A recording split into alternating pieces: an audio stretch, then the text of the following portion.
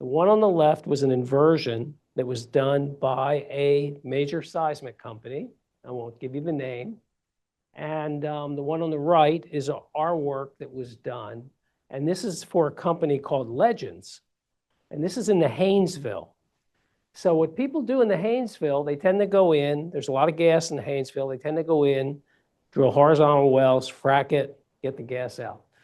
Legends didn't have the kind of money to spend to do that kind of operation. So what they were looking at were small sand bodies that were not geopressure, that they could isolate and drill, and all the facilities are there, so they can bring them online in a couple weeks if they find a successful one. So anyway, if you look at this, the one on the left is a result from the seismic company, and the one on the right was our result.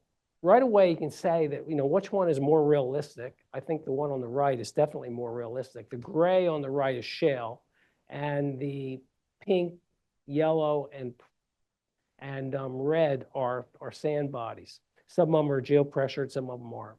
But anyway, that's the kind of results we like to get. So this is our homepage now. And if you look up at the top, I've highlighted, we've got products, we've got solutions, we've got resources, we've got events, we've got training, we've got all the normal stuff you'd see on a website. And what I want to highlight here, a good place to go when you're starting out is resources. And if you do that, you'll see a list of all these resources that are out there. Papers, webinars, even Robin's up here.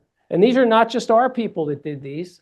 Deb has some in here. Here's one in the middle by Tower Resources. 𝗦𝗁𝗍𝗶𝗄 did that, presented that at EAGE. So we've got a lot of stuff here that you can dive into and look at. And see how people use the product. A lot of these are using unique techniques to use our workbench. They've invented different ways of doing it themselves. So you go in and you look at those, spend time looking at them. And then we have our training. If you go to the training tab, you'll see we've got two trainings. One's on-site and the other one is e-training. Prior to the pandemic, almost all of our training was on-site. We had a training room. We were constantly running people through it. Since the pandemic, most of our training has been virtual. So a lot of these courses we can do virtually. Sarah Stanley is our focal point for training. And she has offered to give anybody here at UT, we could set up a couple, our essentials course is 2 days. But we can set up 2-hour courses at your convenience, and people can just log in, and she will do a live presentation to walk you through. And over time, you could get the whole essentials training if that's what you'd like. And then we also have videos that can get you started too that are out there. So anyway, these are some of the courses. There's Paradise Essentials, there's Interpretation Workshop, Generation, Applications of Seismic Attributes. Some of these courses are certified. So you can actually get a certification if you take some of these courses. But let me mention it again. Sarah Stanley is the focal point for this. Her email is up there. And but you can contact any of us and we'll get you in touch with Sarah if you want to do some training. And Robin, if they want to coordinate the training, to have a session, we can blast it out to everybody and make sure everybody knows about it. So these are some of the e-training courses, the essentials, single trace attributes, seismic attributes for environment of deposition, energy absorption. We have a lot of these too. So All of these are available to you. I don't know, do they get access to the customer portal too? And then we have a lot more for our customers, and which you guys will be considered a customer, on our customer portal, which is also on the top of the website. So you've seen it, you've looked at the materials, now you've been trained.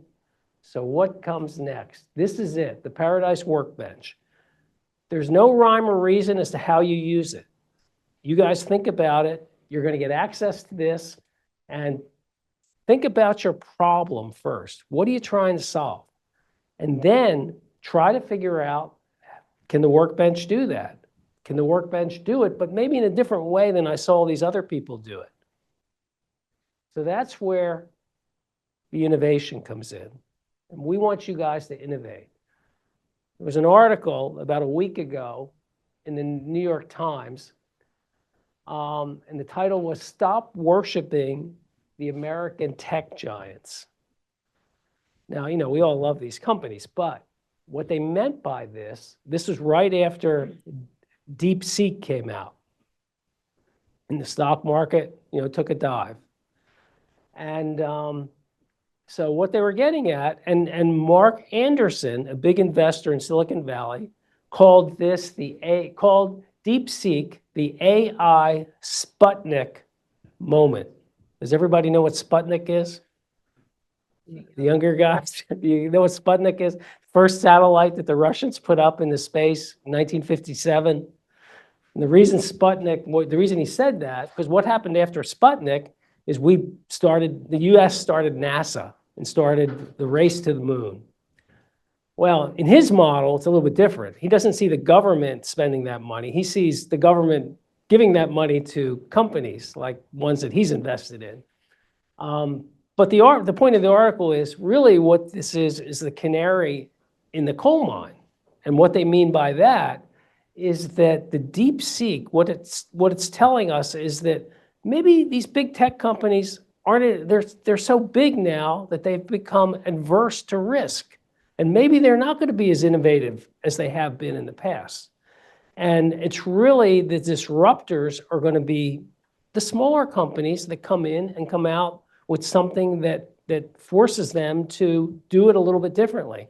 And in DeepSeek's case, right, they were able to do the same thing or close to it at a much, much lower price. So if you're an investor in Meta, for example, this year or 2024, Meta gave a disclaimer to their investors that we have $34 billion in our capital budget for this year. But by the way, they came out with this in the middle of the summer. We're going to need more. We're going to need about 40 billion. And you know, what are they doing with that? They're buying compute power. That's where all that money was going. And you know, we've been throwing a lot of money at these things. So if you were an investor in Meta and now DeepSeek comes out, see that they're doing it for 1/10 the price or less than that probably. You want to know why? Why are we spending 40 billion, right? Can't we do it differently? So same thing here. Yeah, you can read these papers. You can see how we've approached it. You can see how Deb's done her projects, how Robin's done his. But there's other ways to probably do it. And, you know, we're looking for disruptions. So with that, I'll leave you another example. And this is you know, one of my favorite ones. This is one that Jay wrote the code. So Jay is not just a user of the faults, but he wrote all that code. And this is an example that he and 𝗪𝗿𝗄𝗏 did in the for Woodside in the Canning Basin in Western Australia. And you can see on the left, that's an area that has a ton of polygonal faults, and he mentioned polygonal faults in his talk. And the one on the right is a blow up, and all the red are these small faults. It would take months and months to pick these manually, and we're able to do it in a few hours.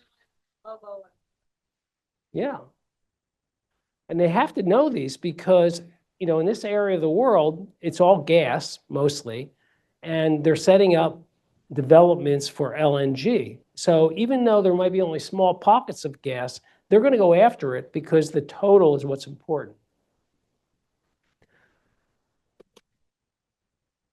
So good luck with the software and thank you.